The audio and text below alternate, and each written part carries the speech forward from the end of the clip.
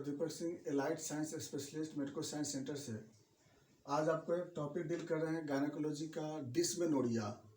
Dysmenorrhoea, जैसा कि dish का मतलब होता है पेनफुल, डिफिकल्ट, मेनोरिया मतलब मेंस्ट्रुएशन। पेनफुल मेंस्ट्रुएशन, नॉर्मल में मेंस्ट्रुएशन जब होता है तो उस समय कुछ पेन होता है। क्यों होता है पेन? जैसे ये यूट्रस है, इंडोमेट्रियम है, तो जब ये टिश्यू जब यहाँ पर डिस्ट्रक्शन होता है तो टिश्यू के डिस्ट्रक्शन होते समय यहाँ से प्रोस्टाग्लैंडिन बनता है। तो प्रोस्टाग्लैंडिन जो होता है वो पेन प्रोड्यूसिंग केमिकल होता है, पेन प्रोड्यूसिंग हार्मोन्स है, सब्सटेंस है, जिसकी वजह से पेन होता है। प्रोस्टाग्लैंडिन क्या करता है कि वो ऑक्सीटोसिन को डेवलप करता है, वो डेवलप कराने में हेल्प करता है हाइपोथैलेमस से, जिसके कारण कंट्रैक्टेड पेन होती है। तो ये पेन ऐसा पेन होता है जिसकी वजह से कोई बॉडी पे कोई किसी तरह का इफेक्ट नहीं होता है, यानी कि no any physical activity changes in body.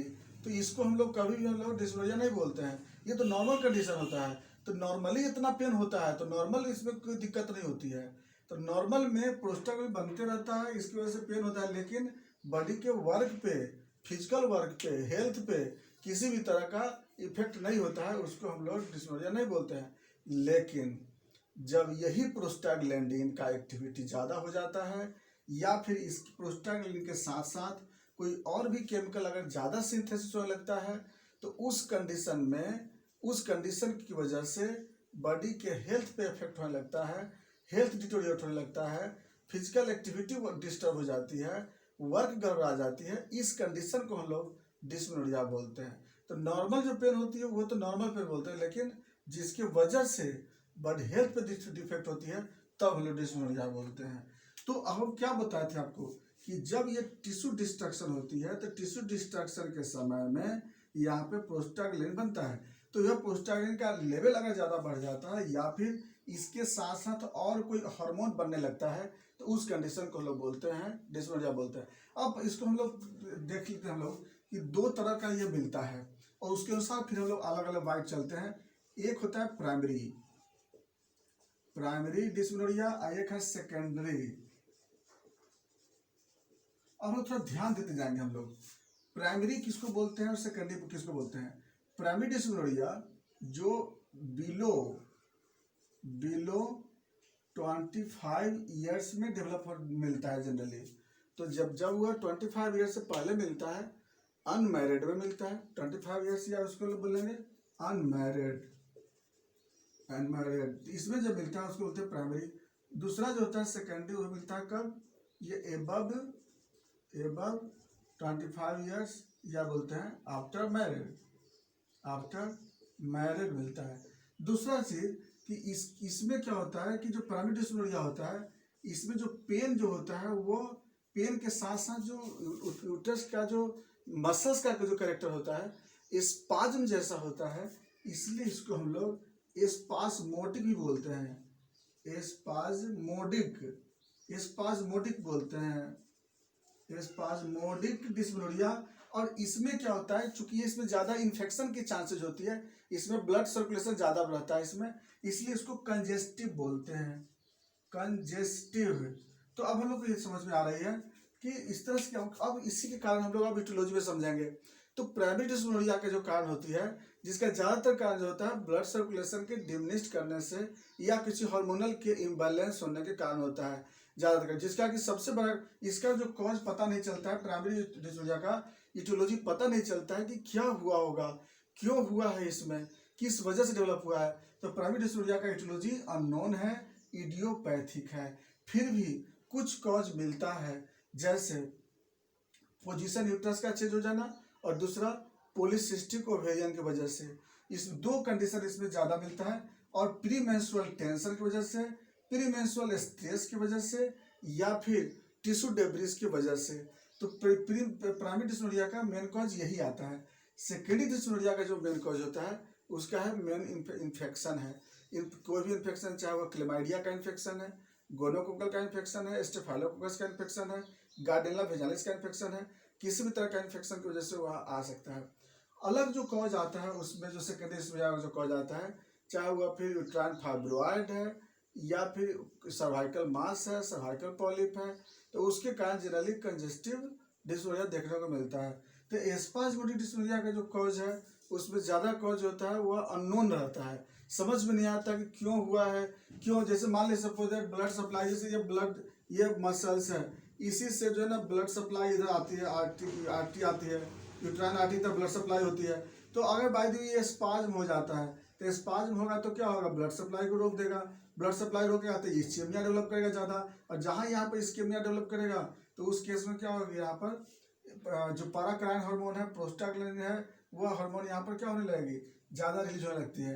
तो इसमें क्या होता है कि प्राइमरी में क्या होता है कि जनरली इसके प्रोस्टाग्लैंडिन जैसे ज़्यादा बनता है, या इस्केमिक कंडीशन डेवलप हुआ है, या फिर साइकोलॉजिकल होता है, तब उस कंडीशन में पेन डेवलप होता है।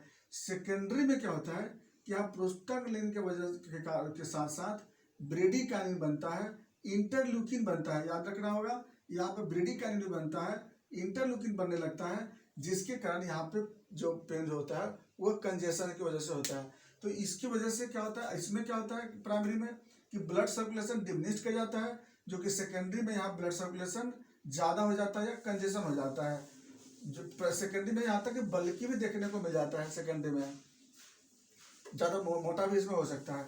अब जो आता है फिर सिम्टम पे आते हैं। तो सिम्टम में क्या होगी, जो प्राइमरी का जो पेन जो होगा प्राइमरी डिस्मेनोरिया में, इसमें जो पेन होगा वह मेंस्ट्रुएशन के पहले से पेन स्टार्ट होता है उसमें, और जैसे मेंस्ट्रुएशन स्टार्ट हो जाएगी पेन अपसेट हो जाएगी, यानी कि पहले से पेन होगा और पेन जैसे ही मेंस्ट्रुएशन स्टार्ट हो गई पेन अपसेट हो जाती है। और क्योंकि जैसे पहले से स्ट्रेस था उससे पोजिशन बनाई थी, पेन भी यहाँ पे डेवलप था, और जैसे ही मेंस्ट्रुएशन स्टार्ट हो गई उसके बाद दर्द जो है तो अपसेट हो जाता है। लेकिन सेकेंडरी में क्या होता है कि पेन पहले से भी रहता है, कंटिन्यू भी रहता है, और बाद तक भी पेन रहता है, यहाँ तक कि होल मंथ तक भी पेन रह सकता है। तो पेन का जो होता है करेक्टर होता है कि प्राइमरी में पेन रहता है, लेकिन मेंस्ट्रुएशन आते ही पेन गायब हो जाती है, पेन 2 दिन 1 दिन पेन रहेगा उसका कब, लेकिन सेकेंडरी में पेन जो होता है कंटिन्यू रह जाता है, बाद तक पेन रहता है। दूसरा कुछ होता है पेन का इंटेंसिटी जो होता है, इसमें प्राइमरी में बहुत एक्सक्यूजिंग टाइप का पेन होता है, और अम्बलाइकल के जस्ट अराउंड में वहाँ पर पेन रहता है प्राइमरी में। सेकेंडरी में होता है कि पूरे अम्बलाइकल से लेकर के और पूरा पेल्विक एरिया बैक तक पेन होता है। तो इसमें जो प्राइमरी में पेन होता है वह सिर्फ अम्बलाइकल से लेकर के और प्यूबिस सिम्फाइसिस के बीच में पेन होता है, और एकदम स्पाज्मोडिक एक तरह से पेन होता है, एक कांस्टेंट पेन होता है एक जगह पे। लेकिन जो कंजेस्टिव जो पेन होती है सेकेंडरी में, वो होल पेल्विक में एक साथ पेन होती है। तो पेन का इंटेंसिटी होता है। दूसरा क्या होता है कि जो स्पाज्मोडिक पेन फिक्स होता है, जो कि सेकेंडरी पेन होता है वो रेडिएट करते रहता है, लोअर में भी रेडिएट करता है, बैक रेडिएट करता है। तो सेकेंडरी का जो पेन होता है रेडिएशन में आती है। तो ये पेन का इंटेंसिटी जो होता है सबसे मेन होता है। और दूसरी चीज इसके साथ साथ अदर सिम्टम कुछ मिलता नहीं है, जो कि उसमें अदर सिम्टम आपको फीवर या कंस्टिपेशन, यूरिन में बर्निंग मिलता है, उसमें बर्निंग म्यूचुएशन डेवलप मिलता है उसमें। तो इस तरह से क्या होगा कि हम लोग को कुछ सिम्टम मिलता है। साइन में क्या मिलता है कि अगर हम पाल्पेट करेंगे तो प्राइमरी में कुछ नहीं मिलेगा, जो कि सेकेंडरी में पाल्पेट करने पर लोअर एब्डोमेन में पाल्पेशन होगी, या तो यूनिलेटरल पाल्पेशन, इलियक फोसा में पाल्पेशन हो सकता है, कुछ भी ऐसा कोई करके कोई तो इन्फ्लामेटरी कॉज तो मिलता है उसमें। इसलिए कि प्राइमरी में देखेंगे तो कोई भी हमको साइन में वहाँ पर देखने को नहीं मिलता है। जो पेशेंट बोलता है उसी से हम लोग उसको डायग्नोज करते हैं। अब आते हैं बात कॉम्प्लिकेशन में। तो प्राइमरी में जो कॉम्प्लिकेशन होता है उसका कॉम्प्लिकेशन क्या है, साइकोलॉजिकल होता है। वो क्या होता है कि हर मंथ में उसको क्या होता है कि पेन के जस्ट डेट से 2 दिन 4 दिन पहले से क्या होता है उसको ये लगता है कि अब बहुत ज़्यादा दर्द होने वाला है, बहुत दर्द होने वाला है। तो एक साइकोलॉजिकल हो जाता है उसके माइंड में, बाकी कोई कॉम्प्लिकेशन नहीं होती है उसमें। आफ्टर मैरिज के बाद उसका सब कुछ गायब हो जाती है पेन। जो कि सेकेंडरी में क्या होता है कि वह इनफर्टिलिटी का हो सकता है, या पीआईडी इन्फेक्शन हो सकता है, या उसका इन्फेक्शन जो होता है वो सब आगे तक वो आगे तक डेवलप कर जाता है। ये आपका सेकेंडरी में देखने को मिल जाता है उसमें। तो कॉम्प्लिकेशन ज़्यादा उसमें ज़्यादा मिलता है। नेक्स्ट आते हैं इन्वेस्टिगेशन। अगर हम इन्वेस्टिगेशन में जांच करा के देखना चाहेंगे कि प्राइमरी का क्या कॉज होता है, तो प्राइमरी में ज़्यादातर सिर्फ पीसीओडी के अलावा दूसरा कोई कॉज नहीं मिलता है उसमें, और ये बहुत कम कॉज मिलता है, बाकी तो कुछ नहीं मिलता है। अननोन एटियोलॉजी मिलता है वहाँ पे, अल्ट्रासोनोग्राफी कराए कुछ मिलेगा नहीं उसमें। एचबी परसेंटेज कराते हैं बहुत से, तो किसी की ऐसे फीमेल में एचबी परसेंटेज कम होता है, ऐसे भी बाकी कोई कॉज उसमें फाइंडिंग नहीं होती है। लेकिन सेकेंडरी में बहुत कुछ फाइंडिंग हो सकता है, अगर मास होगा तब भी मिलेगा, इन्फेक्शन तो मिलना ही मिलना है उसमें, यूट्रस का पोजीशन अगर गड़बड़ होगी वो भी मिलेगा। यानी सेकेंडरी में कॉज कोई ना कोई मिलता है, अगर हम लोग उसका यूरिन कल्चर भी कराते हैं सेकेंडरी में, तो वहाँ पर कोई ना कोई ग्रोथ, वहाँ पर बैक्टीरिया ग्रोथ मिलता है, तो सेकेंडरी में हम लोग को मिल जाता है। अब बात आते हैं फिर मैनेजमेंट पे। तो मैनेजमेंट प्राइमरी का अगर हमको ट्रीटमेंट करना अगर चाहते हैं तो इसके लिए क्या करेंगे? हालांकि इसमें सबसे इम्पोर्टेंट जो मैकफोर्स 200 में हम लोग चलाते हैं, और इसके बाद हम लोग नेट्राम्यूर भी 6x में हम लोग पेशेंट को देते हैं, जिसकी वजह से पेन जो होता है वो अब्सेंट हो जाता है। इसमें जरूरत पड़ता है तो पल्सेट्ला भी हम लोग देते हैं इस पेशेंट को।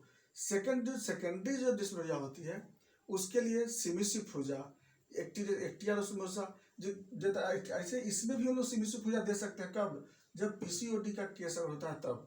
और सेकेंडरी में एक्टियारोसमोसा देते हैं। मैकफोस्ट उसमें हम लोग 6x में चलाते हैं सेकेंडरी में, या फिर थूजा है या स्ट्रेप्टोकोक्सिनम है। तो इस तरह से क्या है ना, सेकेंडरी मेडिसिन, सेकेंडरी वाला मेडिसिन। लेकिन इतना याद रहे कि पेन किलर ड्रग्स जो होता है, एलोपैथिक पेन किलर ड्रग्स, सोच समझ के ही हम लोग चलाएंगे दवा, क्योंकि अगर पेन किलर ड्रग्स चलाएंगे तो हो सकता है कि ज़्यादा डिजॉर्डर्स देखने को मिल सकता है। तो ये था मेरा डिस्मेनोरिया। बाकी बातें हम लोग फिर नेक्स्ट वीडियो में चलते हैं।